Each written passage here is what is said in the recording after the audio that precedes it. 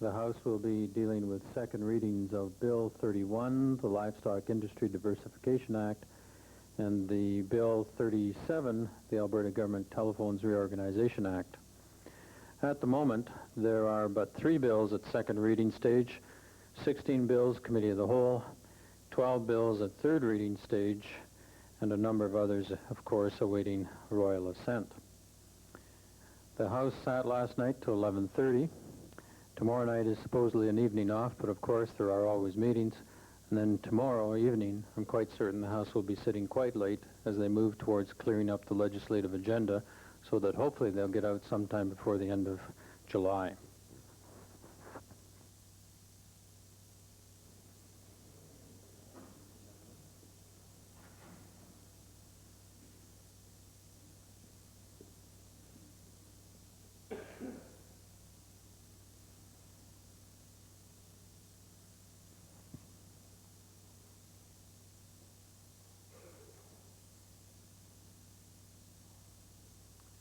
Let us pray. Lord, renew us with your strength. Focus us in our deliberations.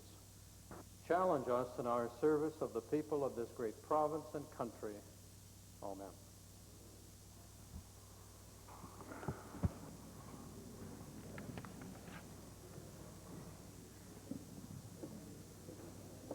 Introduction of visitors. Presenting petitions. Reading and receiving petitions. Presenting reports by standing and special committees. Notices of motions. Introduction of bills. Tabling returns and reports. Minister of Advanced Education. Mr. Speaker, I wish to table the 1988-89 annual report of Olds College. Minister of Consumer and Corporate Affairs. Mr. Speaker, I'm pleased to table the annual report to the Department of Consumer and Corporate Affairs for the fiscal year ending March 31st, 1989. Member for Edmonton Meadowlark.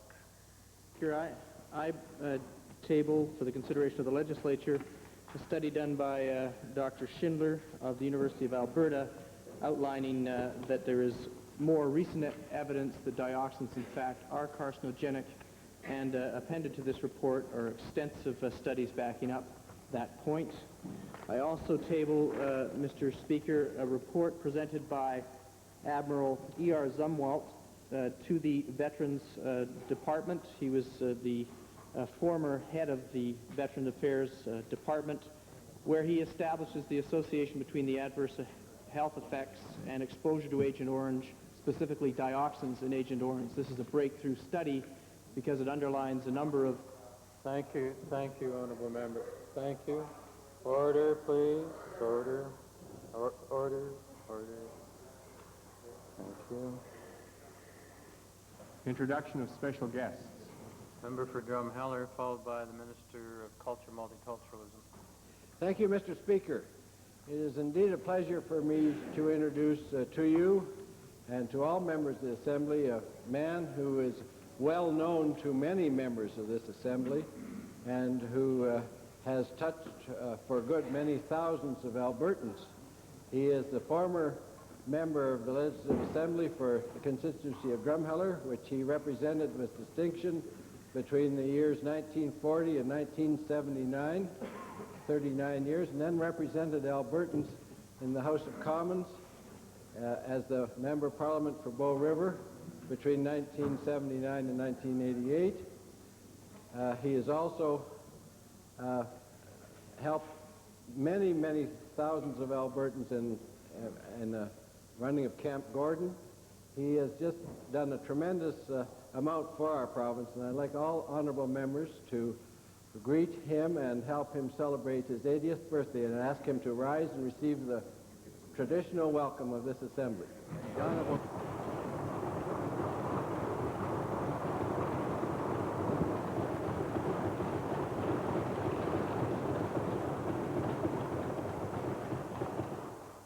Minister of Culture, Multiculturalism. Mr. Speaker, in my time in the Ministry of Culture and Multiculturalism, I've developed a deep appreciation of those involved in the library community.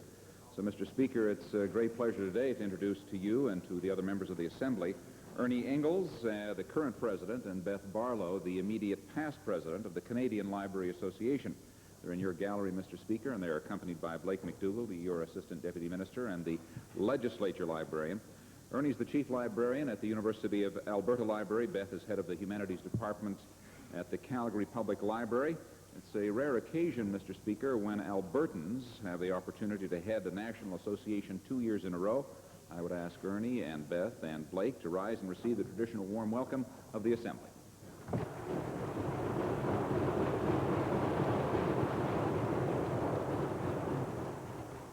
Minister of Health, followed by Clover Barr.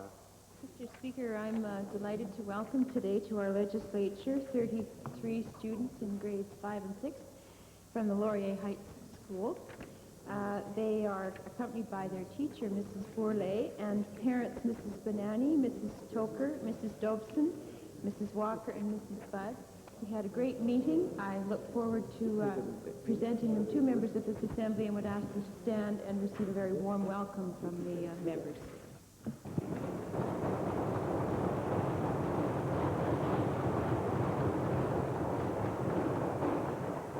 Clover Barr, followed by Grand Prairie. Thank you, Mr. Speaker.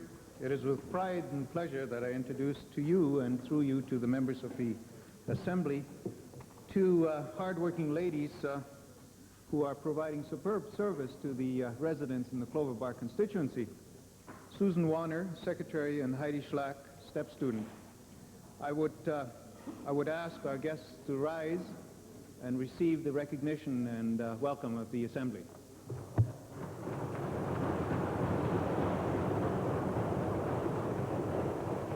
Grand Prairie. Mr. Speaker, it's my pleasure today to introduce a group from the Hythe Elementary School.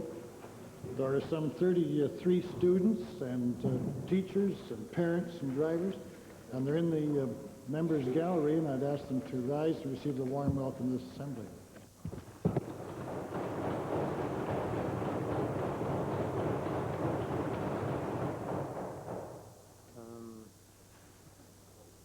Introduction, Minister of Labor. Mr. Speaker, it is with great pleasure today that I rise to introduce to you and to members of this Assembly the Chair of the Alberta Advisory Council on Women's Issues, Elva Murtick, and with her are two artists, one Maureen Harvey and one Chris Saruk Reed, who have indeed done the artwork on the annual reports for the last 2 years for the Alberta Women's Council.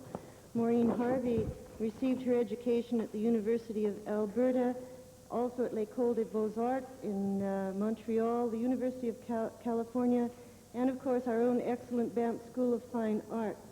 She's exhibited locally, nationally, and internationally. She lives and works in Edmonton. Chris Saruk Reed was born at Lamont, Alberta, and graduated from the University of Alberta, and got her master's at the School of Art Institute in Chicago, Illinois. She, too, has exhibited locally. Her work is in several private collections. With these three women today are staff members from the Women's Council, Laurie Blakeman, Peggy Graham, and Michelle Elmsley. I would ask all six of these women, to rise and receive the warm welcome of the Assembly.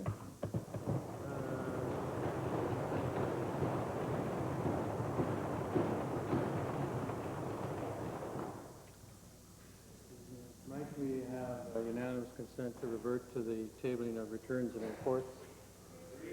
Opposed? Carried. Thank you. Minister of Labor. Mr. Speaker, I thank you very much for that, and I would like, with pleasure, to table with the Assembly today the annual reports of the Women's Council for the years 1988 and 1989, and for the years 89-90.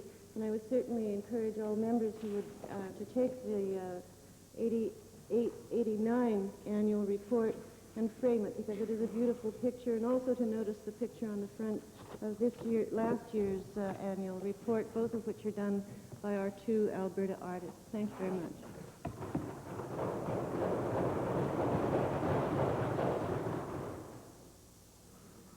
Ministerial statements. Oral question period. The opposition. Yes, Mr. Speaker, to the Minister of the Environment. Mr. Speaker, it seems that the Minister of the Environment got what he asked for when he set out his survey on Albertans' environmental concerns. In fact, Mr. Speaker, I would have to say the Minister got a lot more than he bargained for.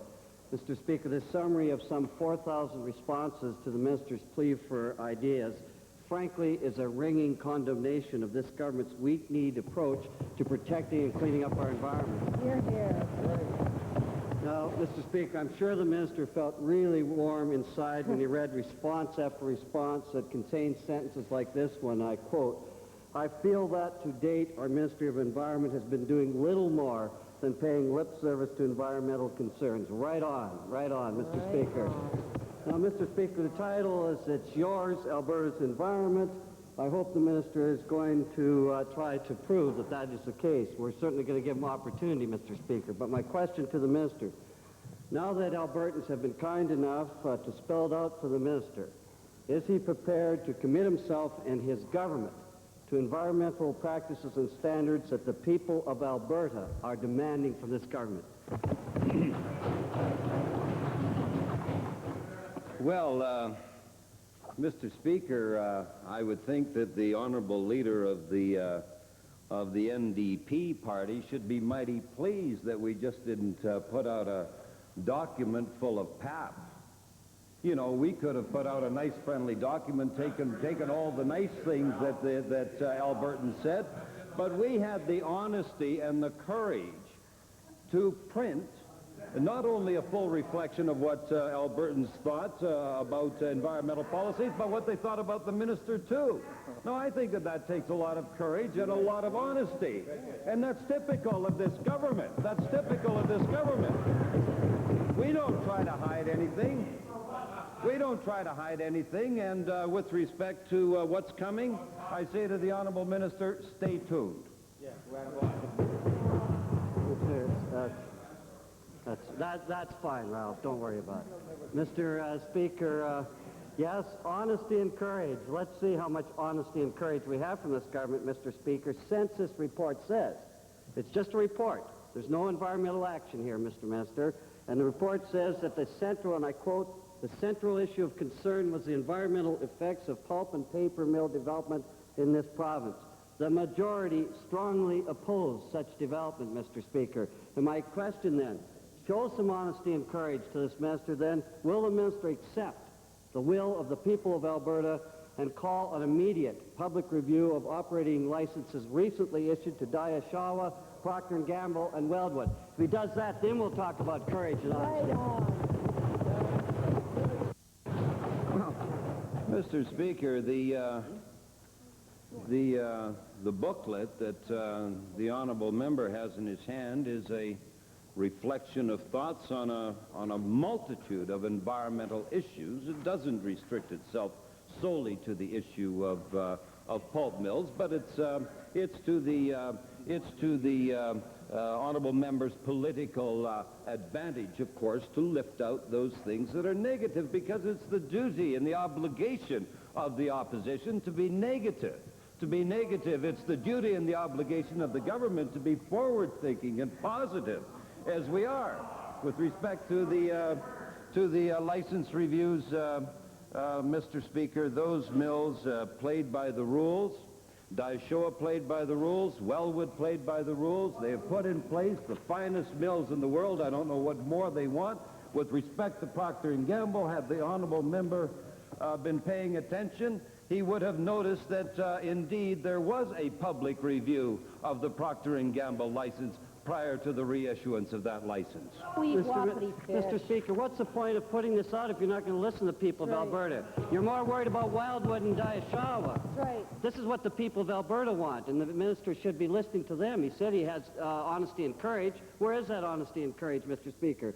But I want to ask the minister then, even the ones that he's apparently prepared to cave in on, but now that he's had a look at this booklet and he knows where the people of Alberta stand on it, now that he's had such a strong position from the public, will he now then absolutely guarantee that any new proposal from LPAC will not go ahead with a full public review? Or is this just a waste of people's time bringing this booklet out, Mr. Speaker? Mr. Speaker, as I said before, the position relative to the revised proposal from LPAC will be a matter for discussion by my government.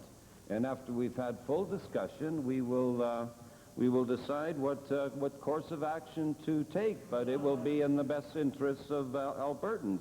But while we're on the issue of pulp mills in Daishoa and Hinton, I'm still waiting for the honourable member for Jasper Place to stand up with his buddy, the honourable member for West Yellowhead, go up to Hinton to a town hall meeting, stand up and tell the people to close the mill down. Second main question. This minister knows full well, if he wants to have a course of action, listen to the people of Alberta and stop giving this huffing and puffing, Mr. Speaker. Mr. Speaker, my question is to the Magic Johnson, our honorable treasurer, Mr. Speaker. And it's again on a conversation about our projected revenues from oil and gas in the 1990 budget. Now, Mr. Speaker, the treasurer's remarks on Monday, if I may say frankly, I hate to hurt his feelings, but they weren't too convincing, Mr. Speaker. In fact, energy industry analysts don't share the treasurer's optimism when it comes to oil prices reaching his forecast of $21 per barrel. Mr. Speaker, the Executive Vice President of Esso Resources Canada is planning his company's future. Of course, he doesn't have to worry about taxpayers' money, but his company's future based on an average price of between $18 and $20. The Conference Board of Canada tells us it expects to revise its projections downward from its original forecast of prices between $19 and $21, Mr. Speaker. So that leaves the treasurer holding firm. Everybody else is wrong except him, Mr. Speaker. Now, my question to the treasurer is this. Will the treasurer give up trying to tell us he's right and that everybody else is wrong and give us the revised revenue projections for crude oil royalties? Mr. Speaker, it's very easy to pick holes in the forecast when the market is, of course, running against you. And as the Minister of Environment said, it's the obligation of the opposition to take these small advantages and to overplay them generally. And that's essentially what's happening here. Is that the member from Norwood, as I recall reporting in the House a year ago, the member from Norwood forecast $10 oil. $10 oil, Mr. Speaker, that's what he said, and that was part of his forecast, Mr. Speaker. Now, that's the kind of negative view and unintelligent view that is typical of the NDP party. Surely you would never go to the NDP party to talk about anything that was driven by market forces that had to do with investment-driven decisions, which talked about the optimism, the strength that's implicit in this province, Mr. Speaker. Sure, the market is down a bit today. Sure, there's an uncertainty with respect to OPEC prices. But you know what, Mr. Speaker? I think that the price of oil is going to be $21, a fair bet. It's up front. It's open. Albertans understand it. It's going to be much closer to $21 than to his $10 estimate, Mr. Speaker. I can tell you that. I can assure you that, Mr. Speaker. And I'm going to tell you one other little prediction, Mr. Speaker. I will bet you that next year at this time, when I bring this up again, there's going to be a red-faced member from Norwood across the way when we talk about his forecast versus our forecast. Notice very well here, Mr. Speaker, the member from Norwood is not saying what his forecast is going to be. Put up or shut up, I say. Well, Mr. Speaker, I don't have all those high-paid Tory hacks to get those projections that are always wrong. And, Mr. Speaker, I do agree with the treasurer about one thing that he said. It is very easy to pick holes, especially in his projections, Mr. Speaker. Yeah, that's right. Now, Mr. Speaker, the minister knows full well that he's misleading what I said. I said some analysts projected that because I went back and checked the Hampshire. So tell the truth, Mr. Minister. It usually helps when you're making projections, Mr. Speaker. But, Mr. Speaker, my question to the treasurer is this. The treasurer's budget for both oil and gas revenues are higher this year than last year when last year's prices were higher, Mr. Speaker. Add to that a decline in conventional oil production and the pressures from jurisdictions like California for even lower gas prices, And frankly, the Treasurer's predictions look silly, Mr. Speaker. And my question is to the Treasurer. Under the circumstances, how can the Treasurer possibly stand up with these projections that we will have a 16% increase this year in gas revenues and a 13% increase in oil revenues? How does he make sense out of that? Can't. Well, again, Mr. Speaker, as I've said in the House before, part of the revenue increase is a result of adjustments we've made in Alberta royalty tax credit and other forms of revenue deductions which are netted out of that calculation. And secondly, Mr. Speaker, the gas price, we think, is going to continue to be favorable for Alberta over the course of the year ahead. Now, let's remember, Mr. Speaker, that the winter of 1990 was one of the warmest winters in the United States we've ever experienced. I think the numbers show that it was 21 degrees Fahrenheit on average hotter than we've expected before. That simply equates to gas demand, Mr. Speaker. I can assure you, Mr. Speaker, that it's too soon to panic. Too soon to push the panic button, as the opposition would like to do. On every glimpse of doom, on every note of sadness, they're up on their feet saying, how can you be so far off in your forecast, Mr. Speaker? That's not the way we operate, Mr. Speaker. This government sets a plan in place. This government knows that the strength of this province is here, and I can assure you that as I said before, that the supply and demand of energy is going to come together in favor of Alberta. It's going to come together in our favor. That means jobs, means economic growth, means new investment, and it means a strong Conservative Party as well. And that's why the opposition's upset, Mr. Speaker. Thank you. Thank you. Final. Mr. Speaker, the only energy we've got on track is the stuff coming out of the minister's mouth. Lots of gas. I mean, I'm sure the wind power is going up, Mr. Speaker. But, Mr. Speaker, on Monday in Hansard, this minister said, we reduced our deficit last year by over $1 billion. Well, that's news to almost everybody, Mr. Speaker. And now he's insisting that we're on track this year again when he knows both these statements are true. I'm going to ask the Treasurer a very simple thing, is this. Why doesn't he be honest with the people of Alberta and quit trying to fool Albertans into believing this nonsense and get busy with the job of revising his pie-in-the-sky budget, Mr. Speaker? Mr. Speaker, it's precisely the fact that we're working in partnership with the people of Alberta that we have put out the oil price. Albertans are very wise people, despite what the opposition leader may think. He treats them as though they don't understand what's happened, Mr. Speaker. That's not the view of this government. We work in partnership with the people of Alberta, and part of the partnership deal we have struck with Albertans is that we're going to reduce the deficit. We're going to get to a balanced budget, Mr. Speaker. And thirdly, Mr. Speaker, we're going to tell Albertans on some of the bases on which we strike our budget forecast. Albertans are reasonable people, Mr. Speaker. They understand that we're doing the job for them. They know that it's a difficult game to forecast oil. Yes, I know the member from can point to the weakness today. But last year, Mr. Speaker, we were underestimated the price of oil. We don't hear him giving us credit for that, of course. The people of Alberta have a right to know as to what our basic premise is. They have a right to know what the price of oil and the budget's going to be, and they're going to be the ones who can judge how we're managing the economy, Mr. Speaker. Now, I haven't yet heard the member from Norwood go on record as to what his oil price forecast is. Do you know why? Because he hasn't got the courage to stand up and tell us what it is he thinks is going to be the future price of oil. It's a courageous government that says to the people of Alberta, here's our summary, here's our forecast, and under this partnership agreement with the people of Alberta, we're going to share the responsibility for getting things done. It's a plan of action. Order, order, order, order.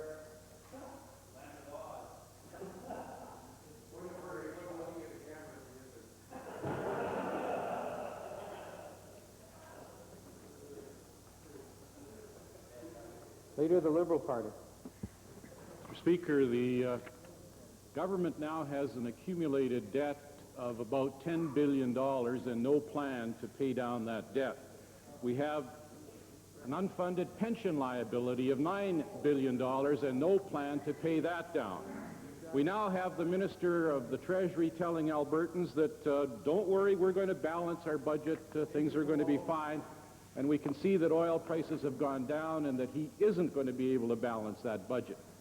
Mr. Speaker, we have a program, the interest shielding program, that is going to cost an additional $70 to $100 million for this year. Well, $20 million is budgeted in this year's budget. $70 to $100 million is needed to carry it for an additional year. I'd like to know from the minister responsible for housing where that additional $70 to $100 million for this year alone is going to come from. Mr. Speaker, the numbers that the honourable member quotes are certainly numbers that I've placed in the public for their discussion and understanding. One of the things we have to recognize, though, is that the first commitment is to expend the $20 million that's in that program. Secondly, then as the program progresses and we reach the final stages of the current fiscal year, then we determine what that deficit is at that point in time. If that deficit is there, we don't know at this point completely, because interest rates can change, circumstances can change, and predictability is rather uncertain at this point.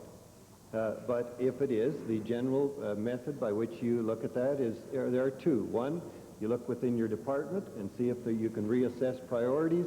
Secondly, if circumstances prevail, then you have to look at a special warrant in those circumstances. Mr. Speaker, the honourable minister has already unilaterally grabbed away from municipalities grants in lieu of taxes without even consulting them. Is this the money that's going to be used to pay for the interest shielding program? Is that the way you're going to get the money?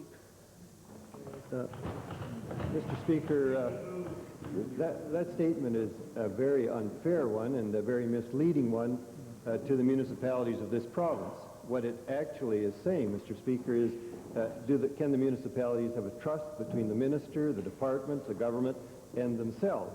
They absolutely can. The commitments we've made with regards to grants and payments to the various municipalities, we're committed to. They will receive them, every penny and every dollar. So any inference by the honourable member that that won't happen is absolutely false and unacceptable.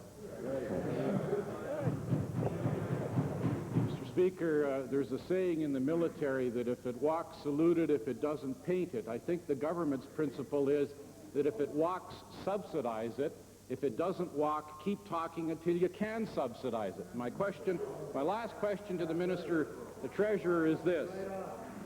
Does the Minister have no sense of responsibility, no sense of honesty to the people of Alberta in getting his debt under control by saying right here and right now, we will not continue the interest shielding program because we can't afford it. Our debt is too high.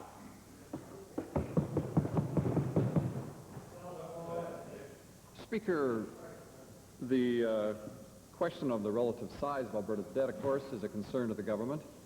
I can advise members of the Legislative Assembly that the relationship of our debt to our assets is in proper balance. Proper balance, Mr. Speaker. The percentage of our budget that goes to cover debt servicing is probably amongst the one or two lowest provinces in Canada, and the percentage of debt coverage is less than the income that we receive from the Heritage Fund. Now, since I mentioned the Heritage Fund, Mr. Speaker, I can assure you that if Alberta had been able to maintain the revenues that was justly its during the National Energy Program, a program driven by those Liberals across the way who happen to be mustering in Calgary today, Mr. Speaker, we wouldn't have any deficit. This province has given too much money to Central Canada as a result of those wrong-headed Liberal decisions, Mr. Speaker. This member speaking from both sides of his mouth. Bow Valley. Mr. Speaker, it grieves me terribly to be on the same topic as the Liberal Party, but my question is also to the Minister of Municipal Affairs, and it has to do with the interest shielding program. Mr. Speaker, my constituents are phoning me and asking me if during this session we will be announcing an extension of the interest shielding program. And I asked the Honourable Minister if he has any announcements in mind. Good question. Yeah, Mr. Speaker, the two programs that are alluded to, one the Honourable Member has mentioned, the Alberta Mortgage Interest Shielding Program, the other is the Alberta Family First Home Program, were initiated in 1989 and with the objective of stimulating the construction industry in this province to assist homeowners and renters And those goals have been accomplished in a very successful way. We have helped some 95,000 people in terms of their homes and stabilizing their capability of being in those homes during this past year. In terms of renters, these programs have assisted the rental rates for vacancies to be increased from about 1% to 2.6%. Very successful programs. The question of the honourable member is whether they would be extended beyond February the 28th, 1991, which is the current commitment of the government. We have assessed both of those programs very, very carefully. And there are a number of uncertainties, some of them raised here in the legislature today, with regards to interest rates, with regards to the capability in terms of the budgeting responsibility of the government in the fiscal year 1991-92. Based on those uncertainties, Mr. Speaker, it is the decision of the government at this time to defer a decision on that matter until the fall budgeting cycle, which initiates the budgeting of the 1991-92 budget year. We want to look at it in terms of our responsibilities at that time, what we can do and what we can't do. What we also want to do is make sure, and this concerns me about the attitude of the opposition, we want to assure ourselves that if we must be in a position where we help Albertans in need, we are there. Right. And so we made the decision that it is best to look at that in the fall of this year, and I believe, Mr. Speaker, that is a very responsible position to take at this time.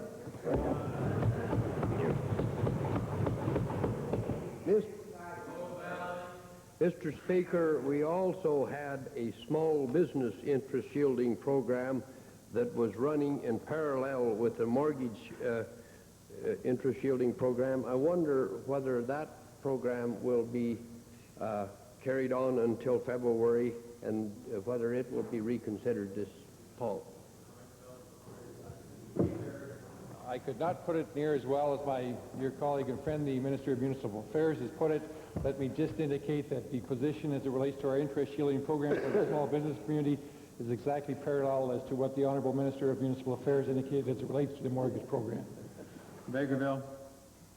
Mr. Speaker, to the Minister of Consumer and Corporate Affairs, Mr. Speaker, the issue of bank interest overcharges is well understood by farmers in the province of Alberta who were bilked out of millions of dollars by banks in the late 1970s and early 1980s because they were unfairly and unlawfully charging variable rates of interest on loans that specified fixed rates.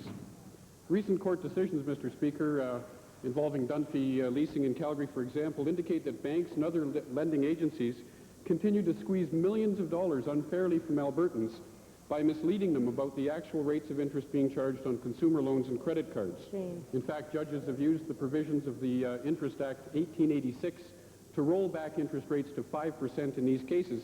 And I'd like to ask the Minister why this government has done absolutely nothing to help Albertans fight these cases and recover the hundreds of millions of dollars that is rightfully theirs.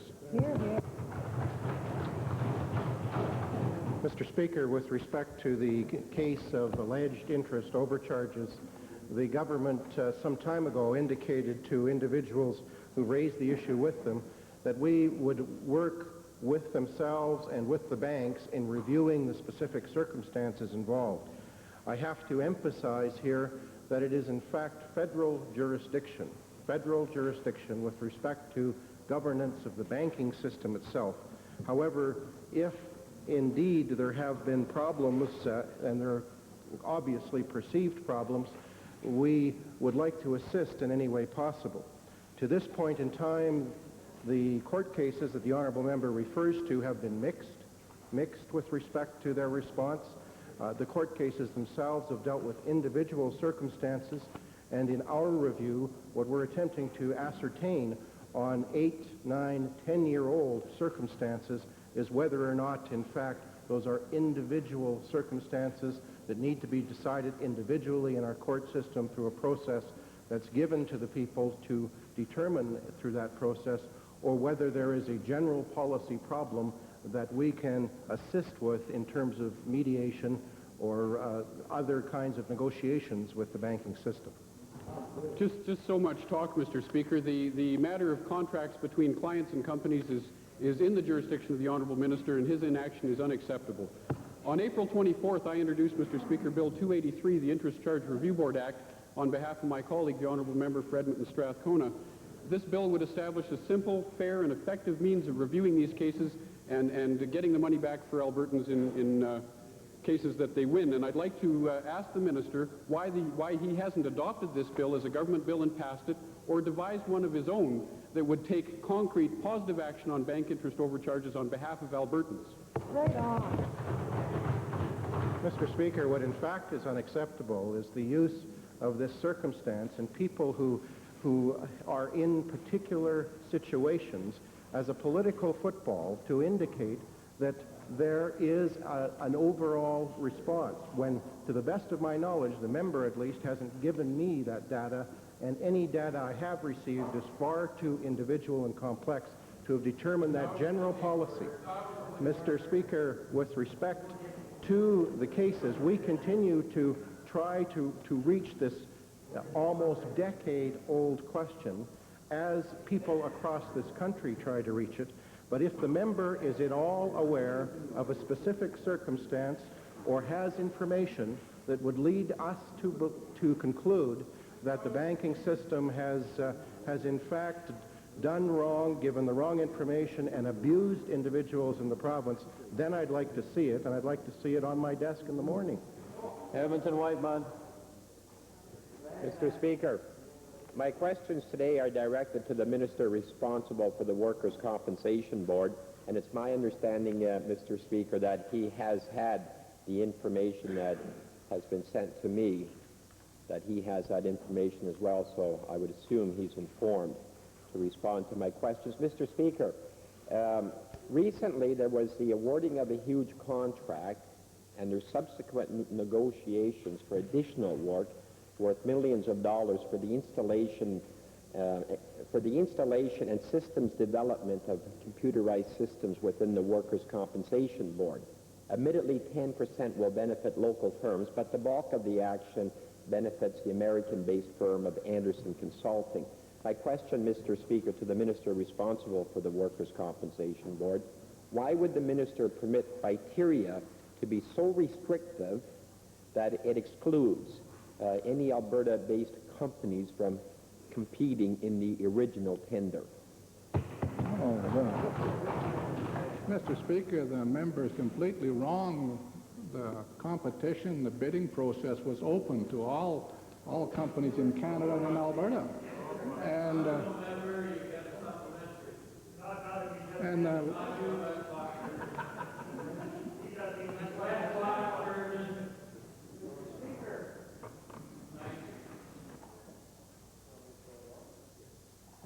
Minister.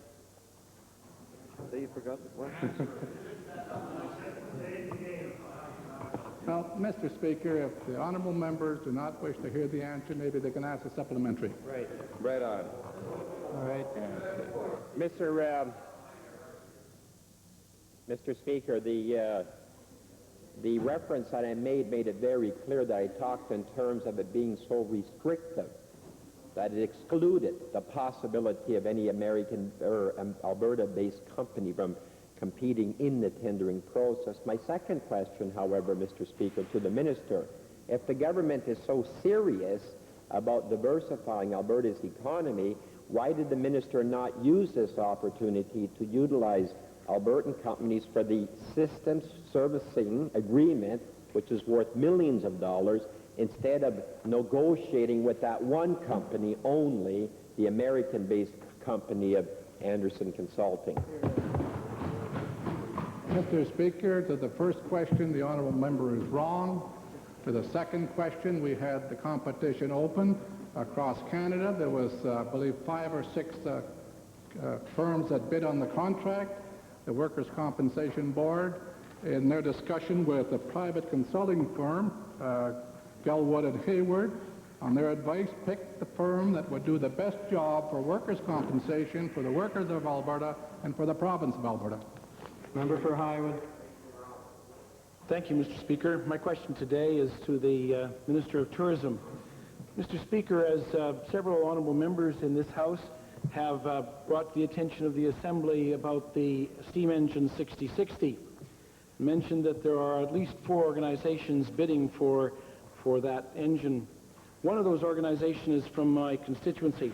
I understand from the High River Group that they have secured the support of the Rocky Mountain Rail Society for their application to acquire rolling stock from the sale of Via Rail inventory, namely 13 or more passenger cars to form a heritage steam passenger train. My question then to the Minister of Tourism, is the Minister of Tourism prepared to support the joint High River Rocky Mountain Rail Society request that Via Rail extend its financial deadline for purchasing these culturally very valuable passenger coaches? Mr. Speaker, we have been requested to support their proposal, and I think it's a very valid request they're making of Via Rail to extend the time frame for their acquisition. We've tried to encourage the various groups that did come to us with proposals to get together to try and set up a valid tourism opportunity that would operate on a site self-sufficient basis, and they definitely do need rolling stock. They do need the rights to run on the railroad of their choice, and they've got a lot of work to do prior to the acquisition of 6060. Thank you. My supplementary is to, again, to the Minister. Well, to acquire these cars then will require an extension of time, but it also requires some money. Is the Minister prepared to support the joint application to the Western Diversification Office? Mr. Speaker, we've had a very successful arrangement with the federal provincial CATA agreement, and since the end of that agreement, March 31st, we have worked with the Deputy Minister and our federal MPs to make sure that tourism development proposals are eligible for the Western Diversification Fund, and if they apply to that fund as they are intending to do, we definitely would support them, because we think if they do get their proposals together, they will have a valid application, and we would work with them to achieve Western Diversification funding. Member for Edmonton Highlands.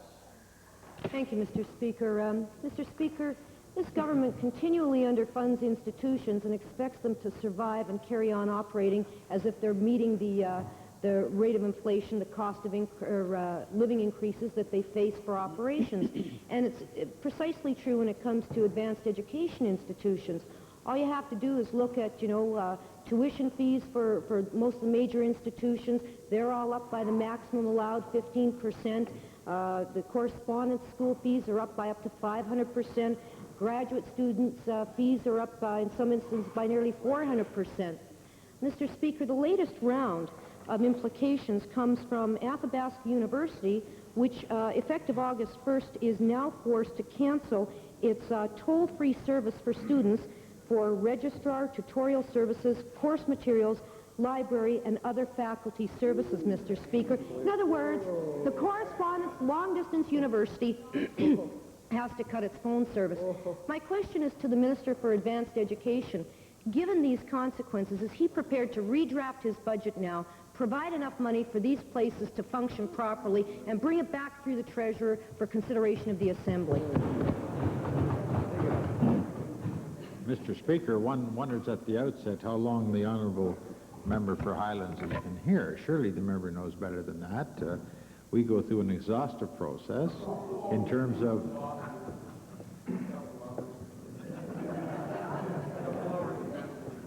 of budget preparation.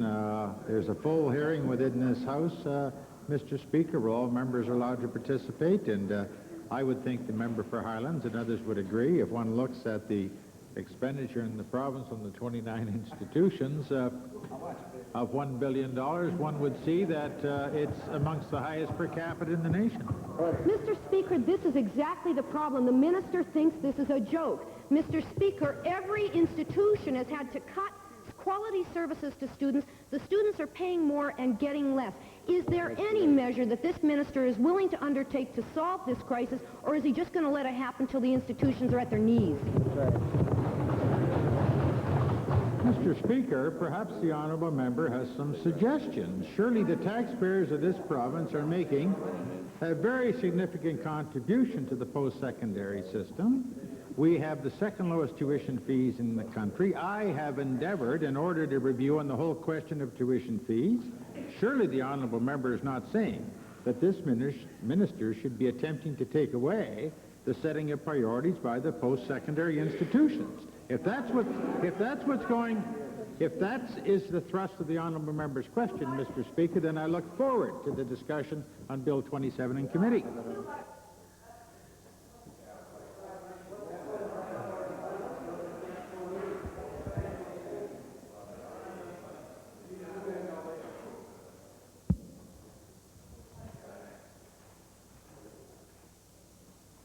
Edmonton Belmont.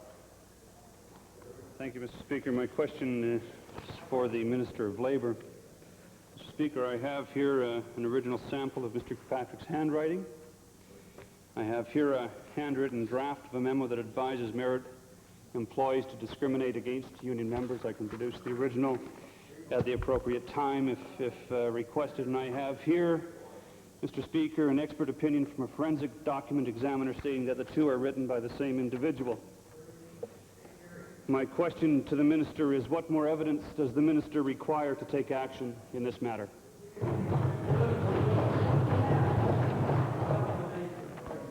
Mr. Speaker, I am delighted to hear at long last that the member for Edmonton Belmont is willing to produce the evidence, and the evidence that he has. And I would say to him that I would have expected him as a member of this legislature, and I would presume a member upholding some of our deepest held values in Alberta, to have been down in my office weeks ago with this information, looking for a solution. Instead, he is waving documents around. All he is doing is creating suspicion. Now, I'm interested in getting to a solution. I'm interested in getting to a solution, and if he would bring the originals, as I've asked him for weeks now, down to my office, I would appreciate it. I would also point out that the opinion that he has produced from the forensic document examiner is dated May the 29th, 1990, which is 3 weeks ago. He's been holding this information back for 3 weeks. And I would also point out that it is so far unproven on what he has as to who is the author of the two documents. And the opinion that he has sought does not establish the authorship. It merely says the person who wrote both drafts is the same person. Now, but who is that person? Now, let me say we are dealing with some very substantial allegations here. I, for one, would like to see us all get to the bottom of it so that suspicions can be laid to rest and a solution can be found. The appropriate place to do that is not in this House. It requires a quasi-judicial hearing. The board has, the Labor Relations Board has the exclusive jurisdiction in this area. There are, the allegation has been raised on the one hand by the company that there could be an offense under Section 149. On the other hand, by the member opposite, that there would be an offense under 147. Both allegations are very serious indeed, and I would like to get to a solution. Mr. Speaker, for the longest period of time, the Minister has had sufficient documents to conduct her own investigation. I was giving her the time and the opportunity to do that. I shouldn't have to do the Minister's work for her. And the Minister well knows that on one hand, yes indeed, thank you Mr. Speaker, that on one hand we have very quick action with respect to nurses and social workers, but when it comes to friends of this government, it takes forever to get anything going.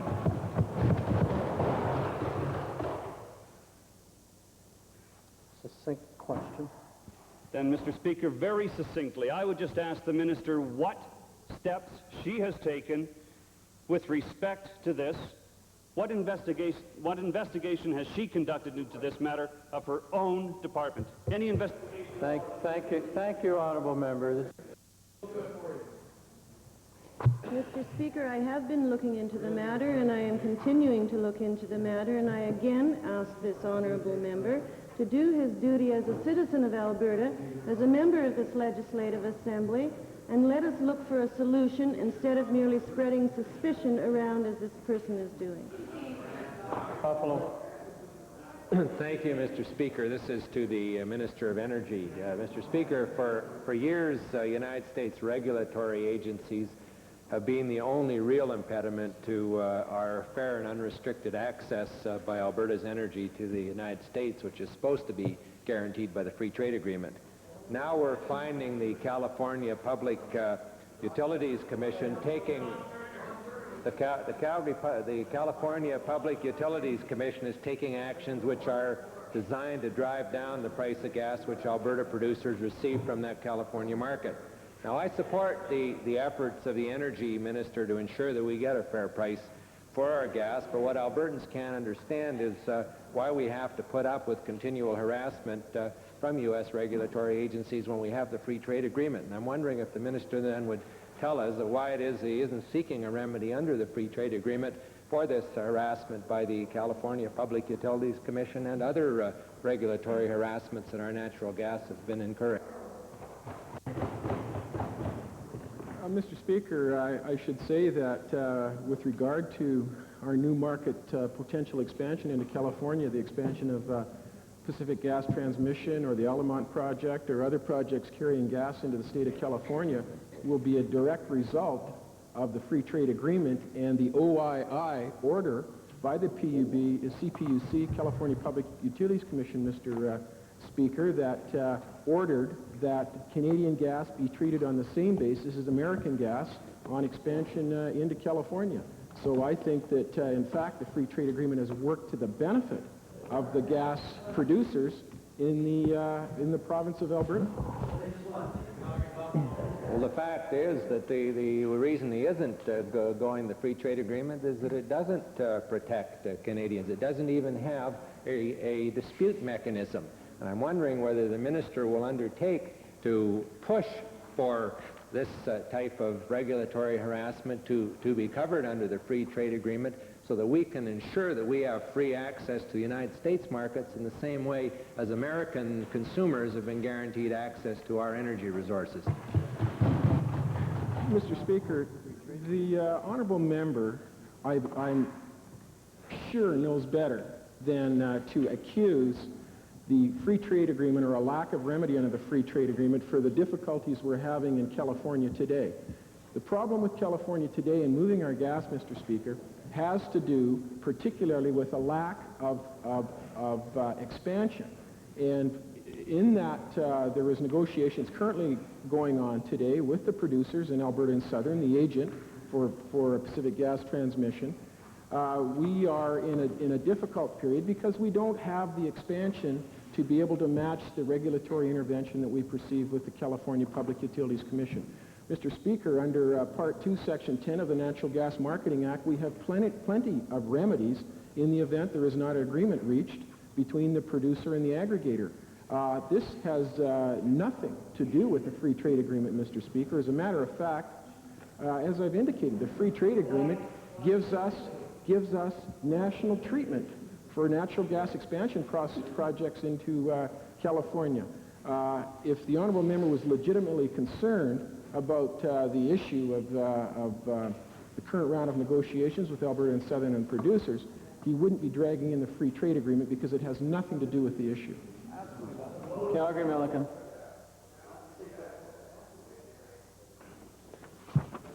Thank you, Mr. Speaker. Mr. Speaker, in the last few years, we've tried to diversify our economy, and we've had a lot of success in the food processing industry. And one of the areas that really took off was cheese manufacturing. We make great cheese in this province.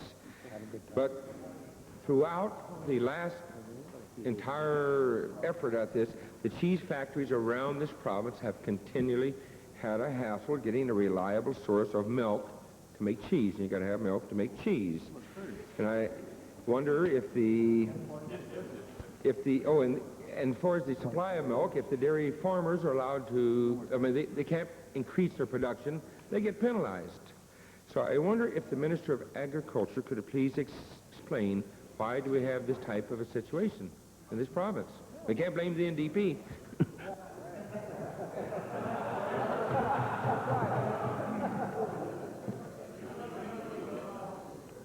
Mr. Speaker, for the sake of the honourable member, maybe we can't blame the NDP here, but maybe we can somewhere else. The milk industry in this province is under supply management. There are basically two types of milk. Fluid milk, or if you wish, table milk, where the maximum amount that can be produced under quota is the amount that Albertans consume. As far as the industrial milk, and that's the milk that goes into such things as cheese and ice cream and yogurt and on and on and on, there is a national milk plan or agreement under which Alberta as a whole gets a certain percentage. And any industrial user demanding milk has to get it from that quoted amount. And it's a finite amount, and that's the problem you're identifying. Well, Mr. Speaker, in Calgary, we've got a cheese, real success story. A fellow started producing cheese, makes great mozzarella, really great. It went from sales of a couple $100,000 to over $4 million. And he wants to build a new good plant, real big one. Spent over $1 million. But he cannot get any assurance that he will be able to have enough milk to keep this plant going to justify this type of expenditure. So could the minister please advise us, will you take some initiative to find a reliable source of milk for these cheese producers in this province? As I just explained, Mr. Speaker, there is a finite amount of milk under the supply managed process. The other difficulty that creeps in here is under the multilateral trade agreements and the free trade agreements, where you're not to use internal programs to subsidize the development of products for export purposes. And if you truly analyze supply management, it is an internal type of subsidy where some regulatory body is saying to the consumer, here's the amount you pay for the product. So it's a difficult issue, and as I say, it's a limited growth area because of supply management. Minister of Advanced Education, in reply to Stony Plain. Thank you, Mr. Speaker. I wish to provide some supplementary information to the question raised by the honourable member for Stony Plain yesterday with regard to the NAIT-Westera merger and the disposition of the Westera staff, Mr. Speaker. The Westera full-time staff complement as of April of this year was 110, and the disposition, which is germane to the question, was as follows. 36 accepted full-time offers with NAIT, 37 accepted temporary offers at NAIT, 16 chose not to accept offers with NAIT and elected to receive severance, 10 chose not to apply and elected to receive a severance package, 17 secretarial clerical staff had the option to compete for 10 identified positions. 9, Mr. Speaker, did not receive an offer of employment with NAIT, which was consistent with my answer yesterday. 2 chose not to take early retirement incentive programs. Based on the above, Mr. Speaker, 37 staff will not, for a variety of reasons, be employed at NAIT, and only 9 of these positions did not have a choice in this matter. The honourable member also stated that 48 staff were offered positions and declined. As indicated above, Mr. Speaker, the correct number is 16. I do wish to add, Mr. Speaker, the honourable member for Stony Plain sent me some information earlier today, and it shows that when there's cooperation between members of this House, the interests of those affected, I think, are best protected. Thank you, Mr. Speaker. Okay. Stony Plain supplementary. Appreciate the answer. However, the answer is exactly the problem that I was trying to address yesterday, and perhaps I wasn't clear enough. There are 37 staff members who are being downgraded from permanent with Westera to temporary with Nate, and the 16 that chose to go on an early retirement. The information that I've been getting is a process of talking to these people, or the information they are receiving has been somewhat intimidating, and they don't feel that these decisions were made freely and on their own volition. So I would reiterate the two positions that I made yesterday to the minister, and I would add one further. Would the minister now be prepared, since we do have contradictory information, and I think it's both coming from sincere sources, we have confusion with respect to timelines, would the minister now be prepared to meet with members of the Westera Academic Staff Association and the Support Association to hear firsthand and perhaps clear the matter once and for all? Would you be prepared to meet with them? In fact, I have staff whose very responsibility is to do that through the transition team, so I would make a special point of advising the transition team to consider the question put by the honourable member. Orders of the day. Might we have unanimous consent to revert briefly to the introduction of